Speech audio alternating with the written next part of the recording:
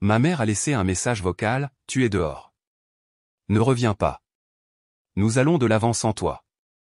J'ai répondu par SMS, entendu.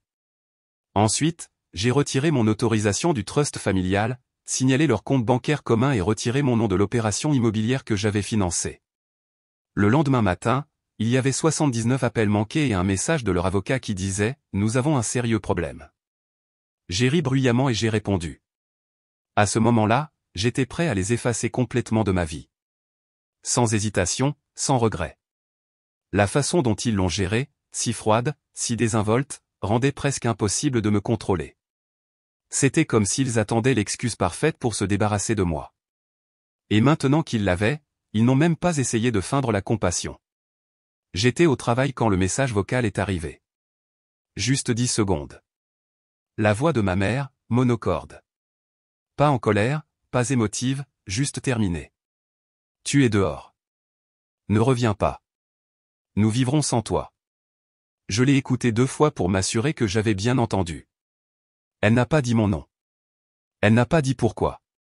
Juste ces mots, comme s'ils avaient été répétés. Je n'ai pas pris la peine de rappeler. Je connaissais ce ton. Je savais quand quelque chose était définitif. Alors j'ai répondu avec mes propres mots, bien reçus. Ensuite, je suis allé au travail. La première chose que j'ai faite a été de me connecter au compte du trust. C'est moi qui l'avais mis en place, après tout. Ils ne comprenaient pas comment ça fonctionnait. Ils savaient juste que ça existait et que je leur avais dit que c'était pour l'avenir de la famille. J'ai révoqué mon consentement. Ce trust ne pouvait pas fonctionner sans ma signature. Tous leurs plans, investissements futurs, abris fiscaux, même la clause d'accès d'urgence, ont été gelés en un instant. Ensuite, il y a eu le compte joint. Il était destiné aux urgences, pour aider mes parents si quelque chose arrivait, comme lorsque mon père s'est cassé le poignet au travail l'année dernière. Dernièrement, cependant, j'avais remarqué des courses à l'épicerie, des achats en ligne, même des frais de restaurant. Je l'ai complètement fermé et verrouillé avec une authentification à 2 facteurs liés à mon adresse email personnelle. Le solde est tombé à 0. C'était mon argent de toute façon. Puis je me suis retiré de l'opération immobilière. Nous étions en séquestre sur une petite maison à 2 étages juste à l'extérieur de Portland. Mon nom, mon crédit, mon acompte. Ils voulaient un endroit pour prendre leur retraite, et j'ai accepté de les aider à l'acheter à condition qu'elle soit à mon nom jusqu'à ce qu'ils puissent payer leur part. J'ai appelé l'agent et j'ai fait retirer mon nom de l'accord. Elle a été choquée, mais je n'ai pas expliqué. Personne n'a d'explication quand on envoie un exil en 10 mots par message vocal. Au moment où je suis rentré à la maison, c'était fait. Mon nom était retiré de tout. Je m'attendais à des retombées, peut-être quelques SMS de colère. Ce à quoi je ne m'attendais pas, c'était de me réveiller avec 79 appels manqués. Mon téléphone vibrait sans arrêt dès que je l'ai allumé.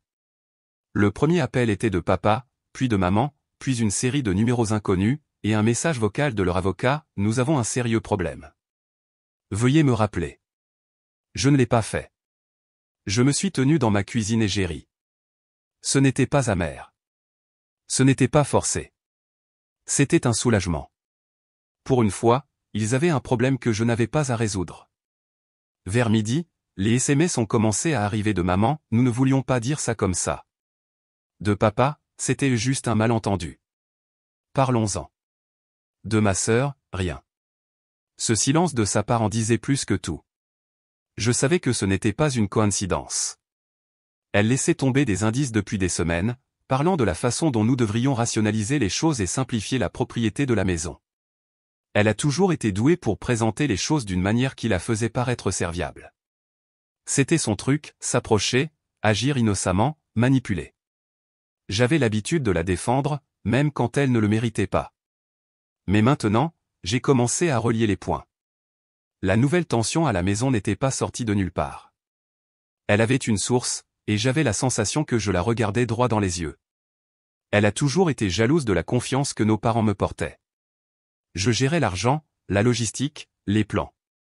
Elle était toujours là pour la décoration mais pas impliquée, jusqu'à maintenant. Maintenant, elle les avait convaincus que j'étais le problème. Et quoi qu'elle leur ait dit, cela devait être assez grave pour qu'ils me mettent à la porte sans conversation. Mais elle a sous-estimé une chose, je ne reviens pas quand on me met à la porte. Je reviens quand je veux tout brûler. Le silence ne m'a pas dérangé. En fait, je l'ai accueilli. Après tout ce qu'ils ont dit, ou pas dit, j'ai pensé que nous avions tous besoin d'espace, eux pour paniquer, moi pour réfléchir. Je n'ai pas répondu à leurs appels. Je n'ai pas ouvert leurs SMS. Je n'ai même pas écouté le reste des messages vocaux qui s'accumulaient. J'ai attendu. Je voulais voir combien de temps il faudrait avant que le désespoir ne commence à transparaître. Il a fallu 3 jours. Ce matin-là, mon téléphone s'est allumé avec une alerte de la sécurité de l'immeuble. Mon père était devant le portail. Il n'avait aucune raison d'être là. Je l'ai regardé à travers le flux de la caméra. Il n'a pas essayé de m'appeler. Il est juste resté là, changeant son poids, vérifiant son téléphone, puis regardant vers le haut comme si j'allais apparaître à une fenêtre. Il a attendu pendant près de 10 minutes. Je ne l'ai pas fait entrer. Plus tard dans la nuit, j'ai trouvé une note pliée scotchée à ma porte. Elle était de ma mère.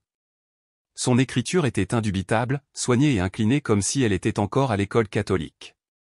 La note ne disait pas grand-chose. Beaucoup d'excuses vagues, quelques lignes comme « Nous ne voulions pas te faire de mal et s'il te plaît ne prends pas de décision que tu ne pourras pas annuler ». Je l'ai lu une fois et je l'ai jeté à la poubelle. Pas d'explication, pas de responsabilité, juste un langage plus doux conçu pour me ramener. Toujours rien de ma sœur. Je ne m'attendais pas à ce qu'elle me contacte. Elle était probablement occupée à célébrer ce qu'elle pensait être une victoire. Elle avait réussi à me faire sortir du trust, de la maison, de la dynamique familiale, et elle l'avait fait discrètement, sans confrontation. C'était son style, un sabotage en coulisses déguisé en serviabilité. J'ai décidé qu'il était temps d'agir. J'ai appelé l'agent immobilier avec qui nous avions travaillé. Elle a répondu immédiatement, joyeuse au début, mais son ton a changé à la seconde où je lui ai demandé d'envoyer un avis de retrait formel à mes parents. Elle a hésité, a dit qu'elle ne voulait pas se retrouver au milieu d'un conflit familial. Vous n'êtes pas au milieu, lui ai-je dit. Vous êtes une preuve écrite. Elle a envoyé l'email. Je n'avais pas besoin de voir leur réaction. Je l'imaginais assez bien, le choc froid de voir quelque chose par écrit, quelque chose d'irréversible. C'est une chose d'ignorer un message vocal ou un SMS. C'en est une autre de recevoir un avis juridique disant que votre fils s'est officiellement retiré de la seule chose qui maintient vos finances à flot. Le lendemain matin, ma mère a essayé d'appeler à nouveau, 6 fois, toutes restées sans réponse. Dans l'après-midi, leur avocat m'a envoyé un email. Une seule ligne s'est démarquée, il y a plus que vous ne le pensez. Je suis resté avec ça pendant un moment, plus que ça. Alors, j'ai attendu. Ce soir-là, ma sœur a finalement rompu son silence. Elle m'a envoyé un seul SMS, « J'espère que tu es fier de ce que tu as fait ». Je l'ai regardé fixement. Pas de ponctuation, juste assez de venin pour confirmer ce que je savais déjà. Elle était derrière tout. Et maintenant que les choses ne se passaient pas comme elle l'avait prévu, elle commençait à perdre le contrôle. Elle pensait que je reviendrais en rampant ou que j'exploserais de rage. Ce qu'elle ne comprenait pas, c'est que je n'avais aucune intention de revenir du tout. Pas avant que les dégâts ne soient complets. Le lendemain, j'ai croisé un vieil ami de mon père dans une station-service. Nous ne nous étions pas parlé depuis plus d'1 an. Il a souri, a posé des questions sur la maison, puis a laissé tomber une ligne qui m'a marqué. J'ai entendu dire que tu t'étais retiré de l'affaire parce que tu ne pouvais pas gérer la pression financière. C'est dur. J'ai souri. Je ne l'ai pas corrigé, mais dans ma tête, ça a fait tilt. Elle répandait déjà sa version des faits. C'est alors que j'ai appelé notre ancien comptable, celui que nous utilisions avant que ma sœur ne nous pousse à passer à quelqu'un de plus jeune, de plus branché, de plus proactif. J'ai organisé une réunion et je lui ai montré les documents du trust dont j'avais encore des copies. Il se souvenait de chaque détail. Quand j'ai demandé ce qui pouvait saboter le trust de l'intérieur sans être évident, il m'a jeté un regard prudent. Il a dit qu'il ne voulait pas s'impliquer, mais il m'a donné un indice, si quelqu'un donnait le mauvais type d'information à vos parents et faisait croire que cela venait de vous, cela pourrait facilement tout faire basculer. C'était tout ce que j'avais besoin d'entendre. Maintenant, j'avais une direction. Elle jouait les marionnettistes, leur donnant des mensonges, semant la paranoïa, peut-être même falsifiant quelques détails, tout pour me mettre hors de son chemin. Mais ce qu'elle ne réalisait pas, c'est qu'à la minute où elle a fait de moi un ennemi, elle a cessé d'être en sécurité. Je n'avais pas besoin de crier. Je n'avais pas besoin de vengeance. Pas encore. J'avais juste besoin d'attendre le moment parfait pour que sa propre histoire s'effondre devant eux. Je n'ai pas eu à creuser longtemps. Les fissures ont commencé à apparaître plus vite que je ne l'avais prévu. Tout d'abord, il y a eu un appel du nouveau comptable. Enfin, leur comptable maintenant. Il a laissé un message vocal me demandant si je pouvais clarifier quelques divergences dans les documents du trust et l'activité bancaire. Je n'avais jamais parlé à ce type auparavant. Pourquoi aurais-je besoin de clarifier quoi que ce soit? Je ne l'ai pas rappelé. Au lieu de cela, j'ai transféré le message à mon ancien comptable. Il m'a appelé dans l'heure. On dirait que quelqu'un a essayé de modifier le trust, a-t-il dit. Sans ma signature, ai-je demandé. C'est la partie qui n'a pas de sens. Il ne pouvait pas confirmer qui avait initié les changements, mais il était évident que quelqu'un avait tenté de faire passer des modifications sous le radar. Quelqu'un qui ne comprenait pas que malgré tout le désordre émotionnel, mon autorité légale n'avait pas disparu juste parce que je me taisais. Au moment où il a dit modifier, j'ai su qui c'était. Je savais qu'elle avait essayé de prendre le rôle que j'avais construit. Je ne m'attendais juste pas à ce qu'elle le fasse avec autant d'insouciance. C'est devenu encore mieux. La semaine suivante, je suis allé déjeuner avec une cousine à qui je parlais à peine. Elle m'a envoyé un message de nulle part disant qu'elle avait entendu quelque chose d'étrange et qu'elle voulait me le soumettre. Elle ne connaissait pas les détails, juste que ma sœur avait dit à des parents que je coupais les ponts avec la famille par cupidité, que je ne voulais rien partager et que j'avais toujours été contrôlant. J'ai ri. Elle a utilisé le mot contrôlant parce que ça sonnait sale. Elle savait que les gens le croiraient. C'était ça l'astuce, n'accuser personne de quelque chose de trop extrême, juste assez pour changer l'histoire. Mais les gens parlent, ils comparent les histoires, et les choses ont commencé à s'effondrer quand elle a fait une erreur. Elle a raconté une version à mon oncle, une autre à ma cousine. Des chronologies légèrement différentes. Des motivations différentes. La même cible, moi. Je n'ai rien dit publiquement. Je n'ai pas déclenché une guerre de groupe familiale. J'ai attendu.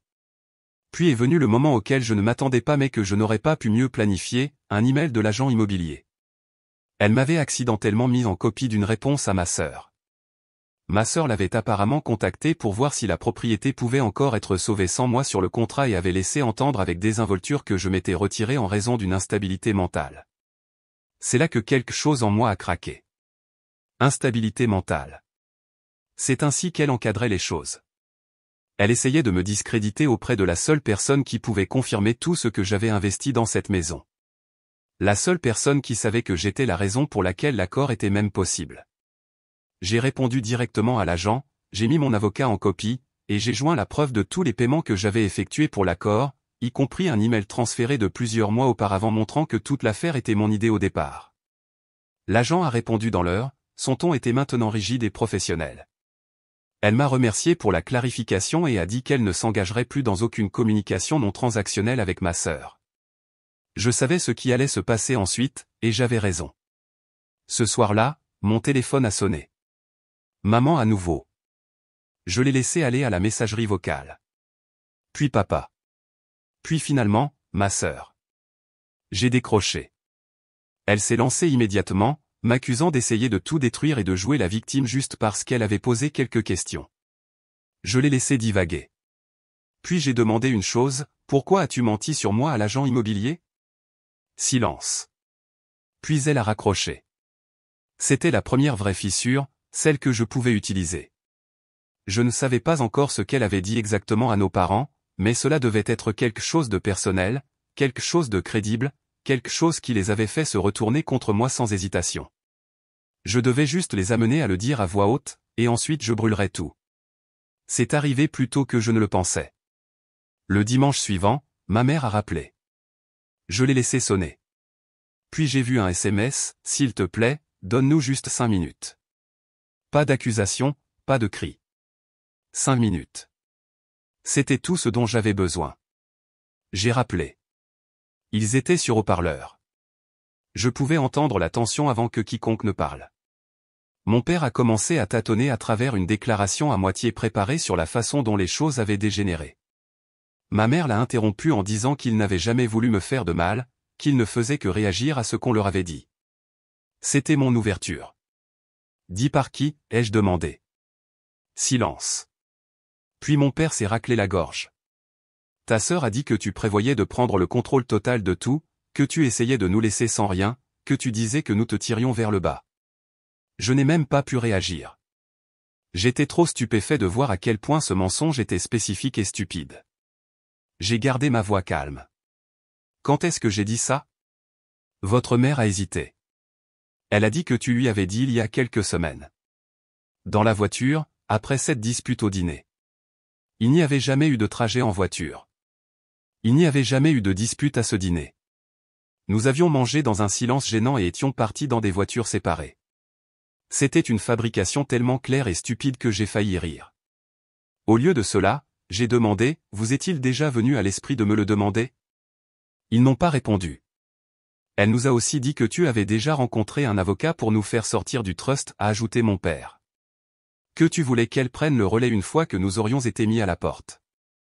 C'est là que j'ai su qu'elle n'avait pas seulement déformé la vérité. Elle l'avait inversée. Elle a pris tout ce qu'elle faisait dans les coulisses et me l'a attribué. Et ils l'ont cru parce qu'il était plus facile de croire que leur fils était devenu avide que d'admettre que leur fille les manipulait pour une plus grosse part du gâteau. Je n'ai pas crié. Je n'ai pas expliqué. J'ai dit, rencontrez-moi demain. Vous tous. Pas d'excuses. J'apporterai les documents. Vous apporterez les mensonges. Ils ont accepté. Le lendemain soir, nous étions assis à leur table à manger. J'avais un dossier avec des relevés bancaires, des impressions de mai et le message transféré de l'agent immobilier où ma sœur a laissé entendre avec désinvolture que j'étais mentalement instable. Elle était assise en face de moi, les bras croisés, provocante, comme si c'était toujours sa scène. J'ai commencé par l'email de l'agent, puis les paiements que j'avais effectués, puis le SMS qu'elle avait envoyé à des parents. Chaque fois que je posais quelque chose, je ne parlais pas. Je laissais les mots faire le travail. Ma mère regardait fixement la table. Mon père n'arrêtait pas de la regarder comme si elle pouvait sauver le moment. Puis j'ai terminé par le dernier document, un message transféré de notre ancien comptable confirmant qu'une tentative récente avait été faite pour modifier le trust par quelqu'un prétendant avoir une autorité conjointe.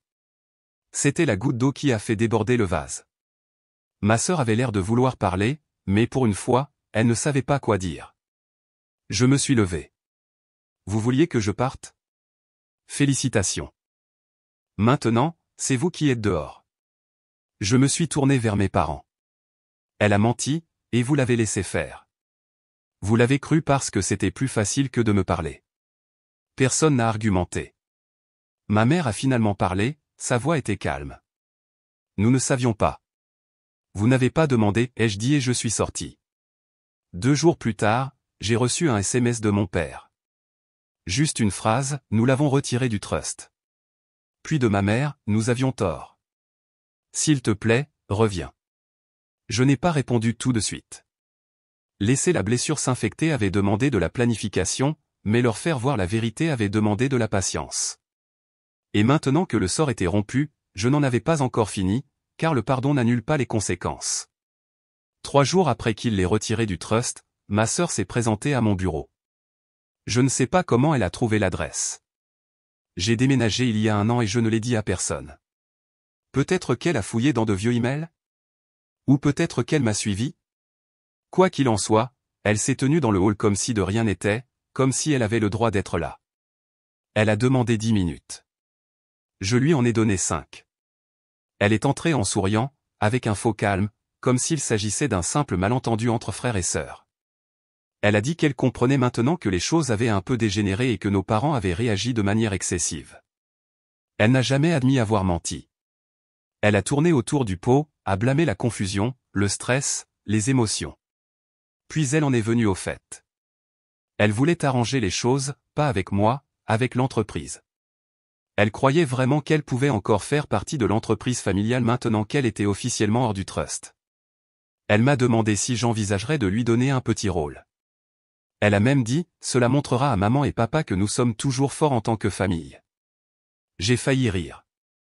Je me suis levé, je suis allé à la armoire à dossiers et j'ai sorti un dossier que je n'avais pas touché depuis des mois.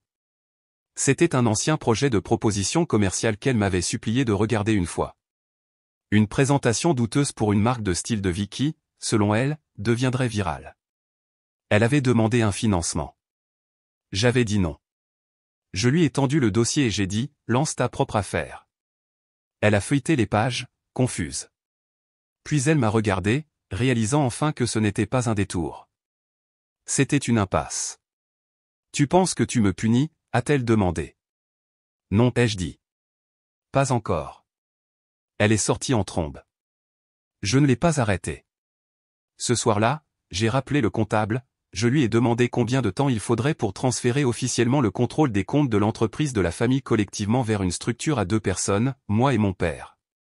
Pas de faille, pas d'accès pour quiconque d'autre. Il a dit que cela pouvait être fait d'ici la fin de la semaine. J'ai attendu que les documents soient finalisés. Puis j'ai fait un geste que personne n'a vu venir. J'ai appelé mes parents et je leur ai demandé de me rencontrer. Juste nous.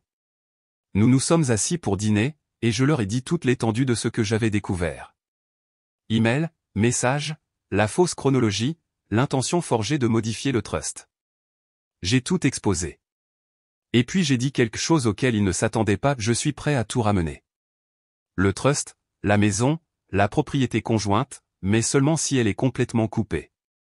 Ma mère avait l'air mal à l'aise. Mon père, non.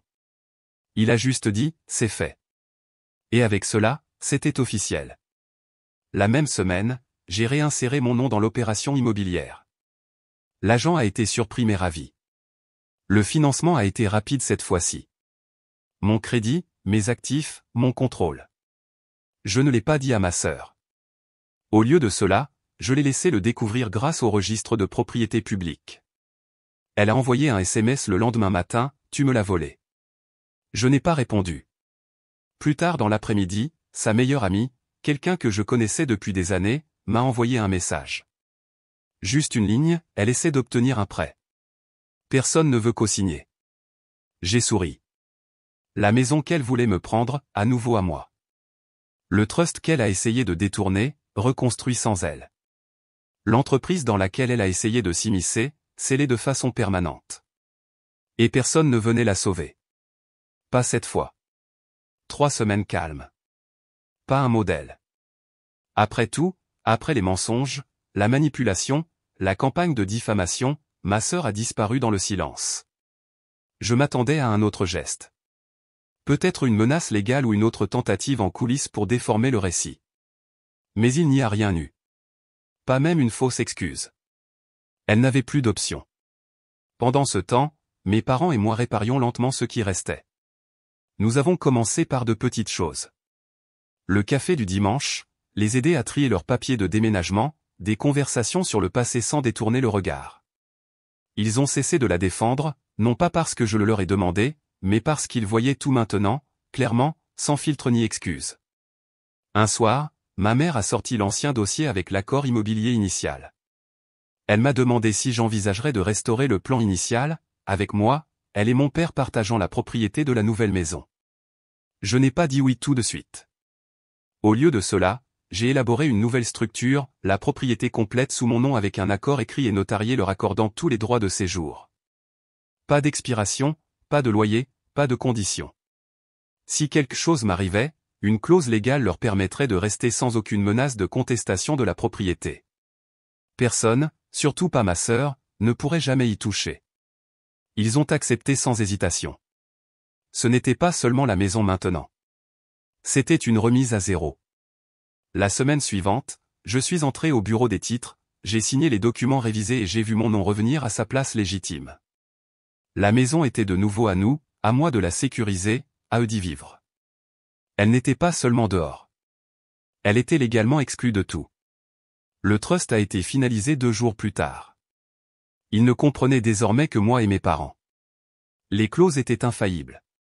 Toute tentative d'interférence déclencherait un gel automatique et un audit complet. Notre comptable s'en est assuré. Puis vint le message vocal, le numéro bloqué. Je l'ai laissé aller. Quand je l'ai vérifié plus tard, sa voix était fatiguée, plus petite que dans mon souvenir. Je suis désolé que les choses se soient passées comme ça, a-t-elle dit. Tu as fait ton point. J'espère juste qu'un jour tu seras assez mûr pour passer à autre chose. Je l'ai supprimé. Il n'y avait rien à oublier. Je n'avais rien à lui prouver. Elle a tenté sa chance, a essayé de me faire disparaître du tableau, et maintenant elle était à l'extérieur en train de regarder à l'intérieur. Mon père m'a dit plus tard qu'elle l'avait appelé aussi. Elle a dit qu'elle avait une nouvelle idée d'entreprise et qu'elle avait besoin d'argent pour recommencer. Elle n'a pas demandé à revenir dans la famille, juste un soutien. Il lui a dit non. Il n'y a pas eu de longue explication, pas de pause dramatique, juste non. C'était la première fois de ma vie que je le voyais tracer une ligne sans hésiter. Le jour où nous avons emménagé dans la nouvelle maison était calme. Pas de célébration, juste moi et mes parents qui déchargions des cartons, déterminions qui aurait quelle pièce. Ma mère a accroché une photo de nous trois d'il y a 10 ans, l'une des rares où nous avions l'air d'une vraie équipe. Elle a dit qu'elle était fatiguée de faire semblant que les choses n'avaient pas changé.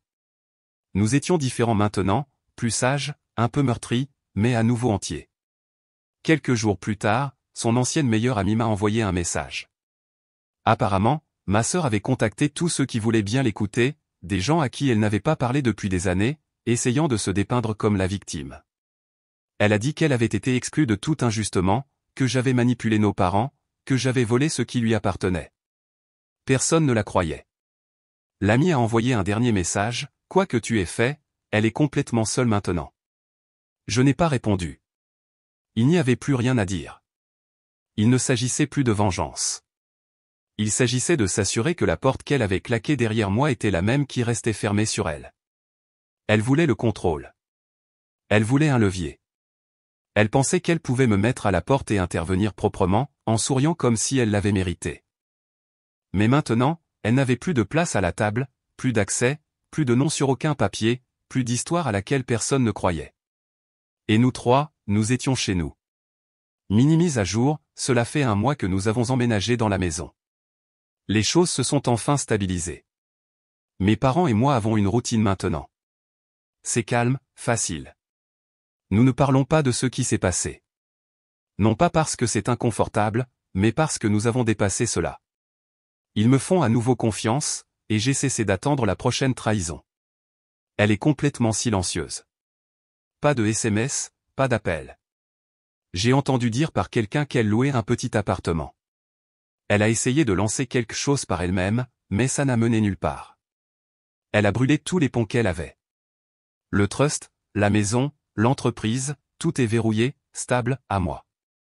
Je ne me sens plus en colère, juste clair. Elle pensait que me couper les ponts lui apporterait tout, mais maintenant elle n'a plus rien. Et c'est exactement comme ça que ça devrait être.